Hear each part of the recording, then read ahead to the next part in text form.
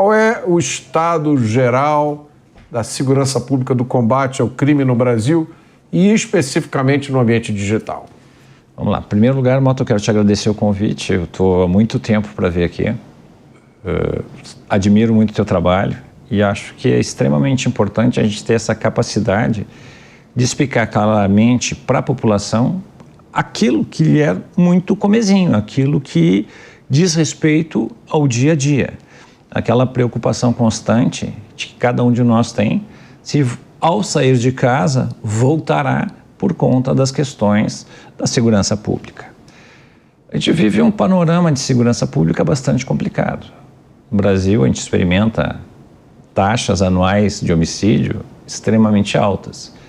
Ano passado, 2024, a gente teve cerca de entre 44 e 45 mil homicídios. Isso vem se mantendo numa constante já há mais de uma década, a indicar que tem alguma coisa fora do lugar. E a piorar essa crise de segurança está a questão das grandes organizações criminosas que comandam o cenário da criminalidade urbana e utilizam o homicídio como uma forma de realizar de forma concreta os seus negócios. Ora, acabando literalmente com os seus adversários, com a sua concorrência, e ora, como mecanismo de coerção de seus devedores. Então, isso piora muito o cenário. E é claro que o panorama não diz hoje, até porque a gente vive num mundo altamente conectado, de crimes praticados no mundo real. Há muitos crimes hoje praticados no mundo virtual. Se a gente pegar, por exemplo, quando acontece a pandemia, muitos indicadores de segurança pública tiveram como naturalidade o seu decréscimo. Como, por exemplo, o roubo, o furto. Por quê?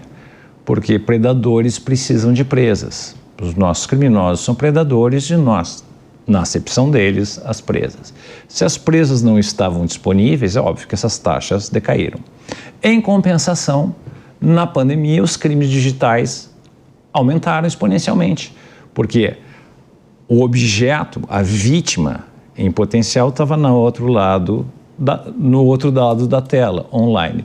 E aumentaram também muito aqueles crimes no contexto familiar, os crimes da Maria da Penha. Especificamente no que diz respeito aos crimes digitais, eu acho que hoje nós temos uma explosão deles. Particularmente, eu recebo todos os dias, no mínimo, de 20 a 30 ligações, dizendo que eu utilizei o meu cartão de crédito num banco que eu nunca tive e pedindo confirmação de dados que eu nunca dei. Então, a questão hoje, assim, nós temos, de um lado, a complexidade da vida em sociedade em termos concretos, da realidade da criminalidade, e de outro, aquela criminalidade que nos atenta todos os dias, que é pelos meios digitais. Eu recebo muitas mensagens. Olha, clique nesse link para confirmar que você fez a compra no cartão tal. Não, agora eu descobri que o meu currículo foi altamente avaliado para um emprego que eu nunca pedi. Eu recebo também todo dia essa. Receba de 100 até 3 mil reais por dia, né? Fábio, que atividades criminosas, que crimes acontecem no mundo digital, dos quais a maioria das pessoas não tem consciência? Aí é que está. E eu acho que essa pergunta é extremamente importante, porque a gente tem a tendência a compreender os crimes que acontecem no mundo digital muito mais vinculados ao estelionato, algum tipo de fraude, algum tipo de furto de dados, de contas bancárias, mas é muito mais que isso. Toda a realidade que nós vivemos aqui, no lado de cada tela, ela se reproduz do lado de lá da tela. Então nós temos estupros virtuais, nós temos extorsões, a sextorção, nós temos homicídios, indução a suicídio, crimes diversos que são instigados pelo mundo virtual, mas que tem consequências concretas, principalmente para as vítimas e suas famílias, com gravíssimas consequências. Eu vou te contar um caso, Mota. Respirar. Por conta das coisas que eu faço no Ministério Público do Rio Grande do Sul, agora eu coordeno um núcleo que é um núcleo de prevenção à violência extrema, que a nossa grande preocupação é a radicalização e a mobilização de adolescentes a atos de violência que têm como palco as mídias sociais, os games. E nós desenvolvemos, para alertar a comunidade, para alertar pais, para alertar educadores, para alertar o pessoal da área da segurança pública, para alertar a rede de atendimento de crianças e adolescentes, um programa chamado Sinais, onde a gente mostra os sinais que este adolescente vai deixando ao longo de seu tortuoso caminho da radicalização e da mobilização à violência. E eu estava indo para uma pequena cidade do Rio Grande do Sul chamada Colorado, e eu posso falar justamente porque os pais assim me autorizaram. E nesta cidade foram reunidas 10 outras cidades também do entorno, mais de 200 pessoas, para que pudéssemos falar sobre a radicalização via online. E uns 15 minutos antes da palestra, um pai me procura. E ele diz: Fábio, legal o trabalho que vocês estão fazendo. É muito importante para mim e para minha esposa, porque o meu filho morreu por conta disso. 3 meses antes, o menino que durante algum tempo havia sido vítima de sextorção não conseguiu lidar com aquilo e tira a própria vida. Um menino bom, um menino que acompanhava o pai, um menino religioso que não conseguiu lidar com essas mazelas que esses acelerados submeteram. E esses pais me narraram toda a dor e sofrimento que eles estão experimentando e que eles tiraram da morte do filho um impulso para tentar ajudar outros pais para que não passem pelo mesmo que ele está passando. E ao ouvir aquele pai, eu prometi para ele: a morte do teu filho não será em vão. Ele será sempre lembrado pelo nosso projeto como o nosso farol a ser seguido, justamente porque outros adolescentes como ele não podem sofrer o que ele sofreu. Então é isso, esse é o quadro. Quando a gente começa a achar e pensar que isso só está no mundo digital, não, isso tem consequências reais. O pai me dizia: Fábio, tem consequências reais, nós estamos sofrendo. Ele é mãe. Imagina duas muralhas de dignidade. Eu conheci. Isso a gente só consegue mostrar, Mota, naqueles momentos em que a vida efetivamente te testa. E eles passaram no teste. Eles são gigantes que hoje estão ajudando inúmeros adolescentes, inúmeras famílias, justamente para não sentirem o que eles sentiram e estão sentindo. Que tipo de perigos são esses, Fábio, que esperam as crianças e os adolescentes? Onde é que esses perigos estão? Como é que eles se manifestam? Os perigos são difusos, né, Mota? Sabe? Pode estar no celular, numa mensagem perdida no WhatsApp. Ele pode estar em mídias sociais. E ele pode estar em todo o ecossistema game.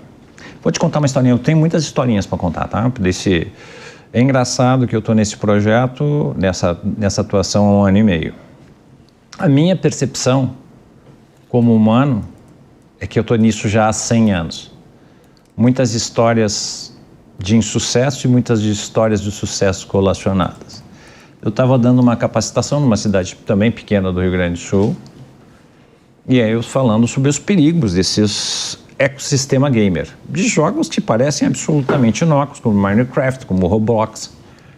E o filho desta senhora estava jogando um desses dois, o Roblox ou Minecraft. E ela, que são jogos que são jogados até por crianças muito novas. Muito novas. E ela disse, olha, eu deixo o meu filho jogar, deixava, depois eu vou explicar por quê. Eu deixo o meu filho jogar, mas só se ele jogar online, mas se eu estiver perto e estiver em alto e bom som para que eu possa escutar. E lá pelas tantas está jogando, com objetivos a atingir, falando com o pessoal para não sei o que é, e de repente aparece um adulto e pede o WhatsApp dele. Então nos mundos No meio do jogo apareceu uma voz de adulto. Onde é que estão os predadores, Mota? Os predadores estão onde as presas estão. Então é muito comum ter pedófilos escondidos nesses games justamente para aliciar crianças e adolescentes. Mas é legal dessa história toda é que depois, eu falo agora uns 2 meses, e reencontro essa senhora num outro evento que eu fui. E ela me diz, Fábio, meu filho não joga mais, eu dei uma bicicleta para ele. Então, assim, a grande realidade é muito mais importante o real do que o virtual. Então, quanto mais a gente proteger os nossos filhos no mundo virtual, melhor para eles e melhor para nós.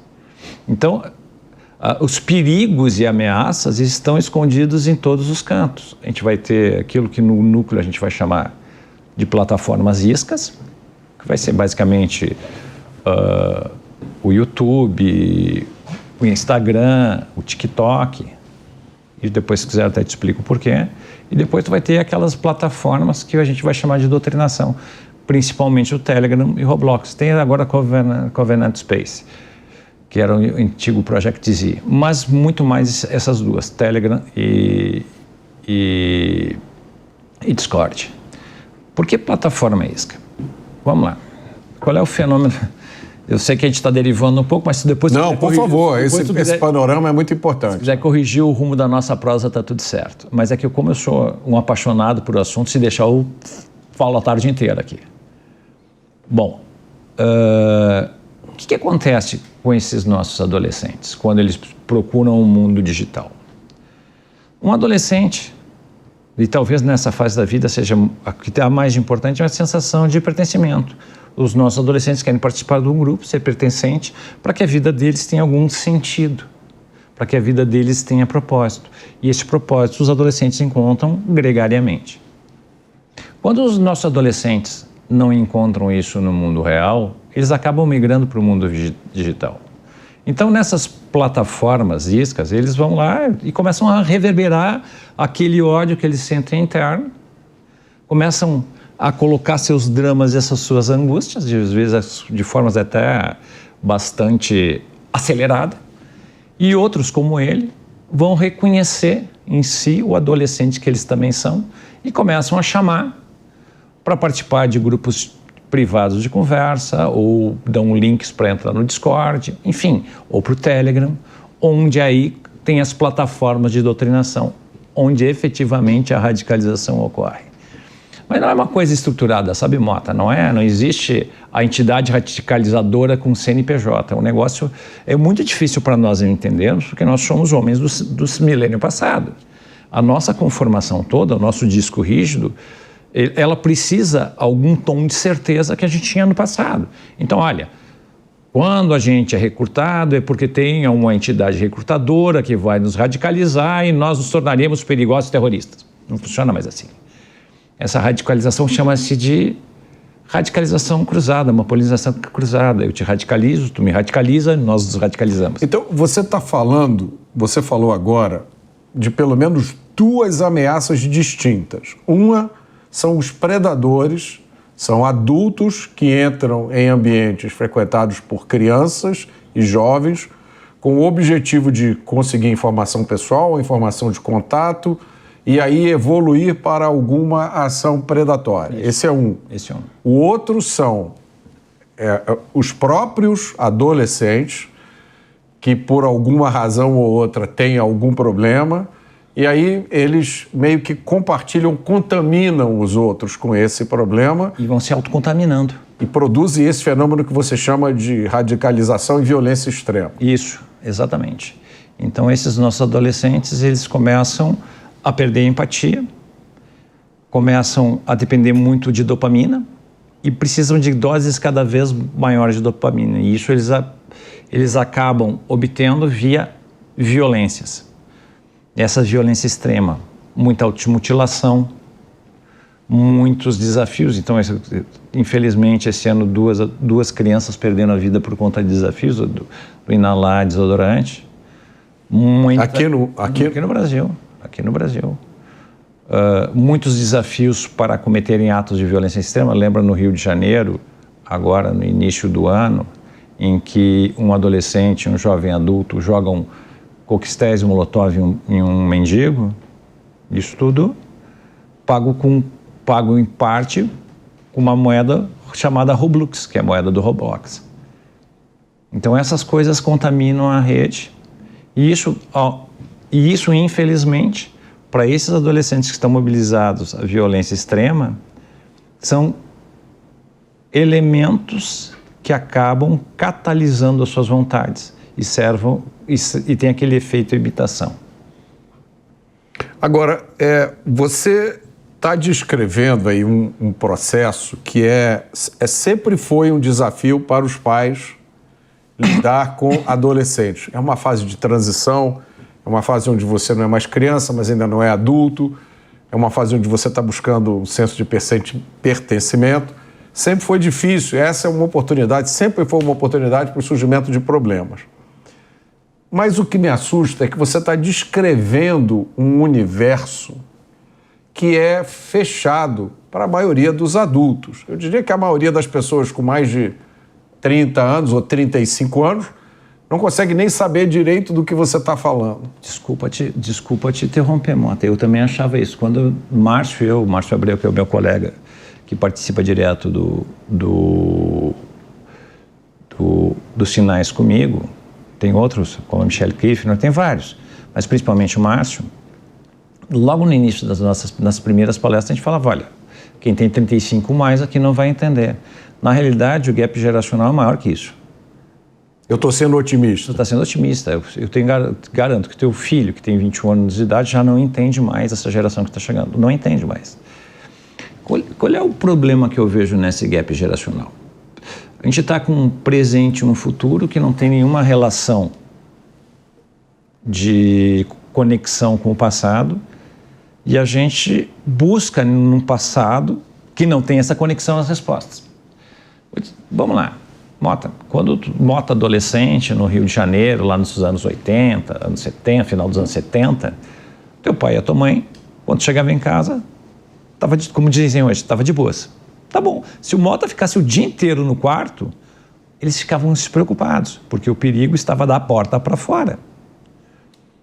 E nós reproduzimos esse conceito de segurança com os nossos filhos. Então, se os nossos filhos estão no quarto só jogando um joguinho, estão seguros, estão de boas. Mas a real, Mota, é que só o corpo deles está no quarto, porque o espírito e o coração e a mente estão num outro lugar, no cybermundo, que é muito maior e muito mais amplo que o mundo real e concreto que a gente vive. A gente está vivendo, Mota, assim, para nós que já somos jovens há bem mais tempo, a gente está vivendo uma mistura meio que sinistra entre Matrix e Avatar. Matrix, lá pelas tantas, uniu, acorda no mundo real, cheio de tubos. O mundo real o nutria para ele viver no mundo de Matrix. É mais ou menos o que acontece com nossos filhos. Eles não vivem no mundo real, eles vivem no mundo virtual. E no mundo virtual, a mistura com Avatar. O Avatar é tinha aquele mariner que por conta das suas ações ele acaba ficando desabilitado, não conseguia mais andar, e no mundo como Avatar, ele era um sujeito com 2 metros de altura, era verde e voava, e podia fazer tudo. Então os nossos filhos vivem num mundo ficcional que para eles é tão ou mais real que o mundo real que a gente vive, e a gente não consegue entender essa diferença.